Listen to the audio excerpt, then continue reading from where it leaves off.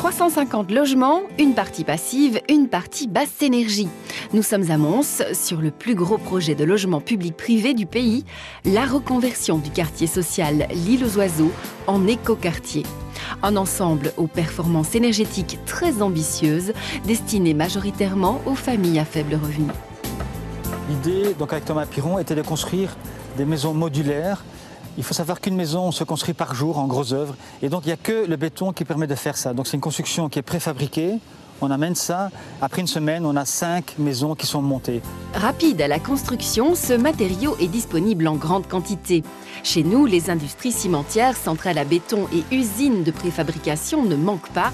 Le choisir limite les frais et les nuisances dues au transport et compense largement l'énergie grise nécessaire à sa production. Compte tenu du fait que vous le trouvez en grande quantité, il est économique. Et alors, sur la durée de vie, c'est clair qu'il est très bon marché, puisqu'il a une durée de vie qui dépasse la centaine d'années sans problème, qu'il est recyclable en fin de vie. Donc, si vous le considérez sur l'ensemble de son cycle de vie, il est extrêmement économique et ne demande aucun entretien.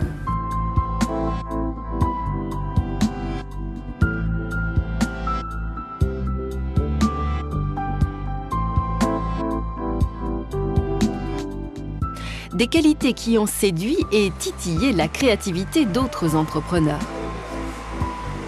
J'ai mis au point un système tridimensionnel, c'est-à-dire des cellules en béton construites en usine et entièrement achevées extérieur-intérieur.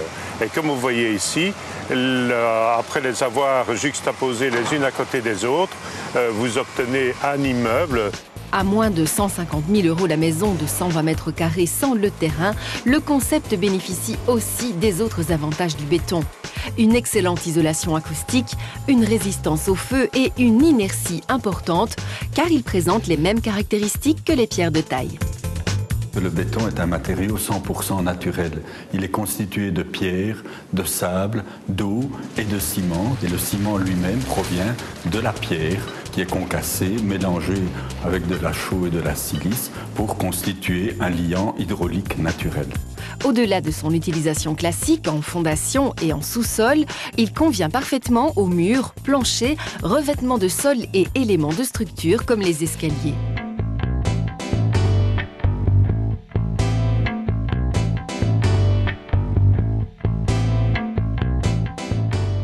Plus vous avez de matériaux lourds à l'intérieur de votre bâtiment, plus vous créez de l'inertie accessible. Et c'est cette inertie accessible qui est importante pour réguler la température de votre domicile. Et si le béton a été choisi sur ce chantier basse énergie, c'est qu'il est particulièrement étanche. L'une des clés avec l'isolation des maisons passives. Il a une meilleure étanchéité à l'air parce que c'est un matériau qui est coulé en une fois et qui est complètement fermé. Et donc au fond, l'air ou la vapeur d'eau ou l'air dans l'habitation ne sait pas passer au travers. Quand on a des bâtiments en briques, on peut le résoudre, mais on doit faire avec le plafonnage. Ici, l'avantage, c'est que dès qu'on met le voile en béton, on fait les raccords, c'est fermé et le bâtiment est étanche à l'air. On n'a plus qu'à mettre en fin lissage. On ne doit plus forcément plafonné. Et donc c'est un gain de temps incroyable et du coup de budget. Par rapport à un quartier standard de même dimension et sur la base des prix d'aujourd'hui, l'ensemble du site de Mons permettra d'économiser 150 000 € par an en chauffage.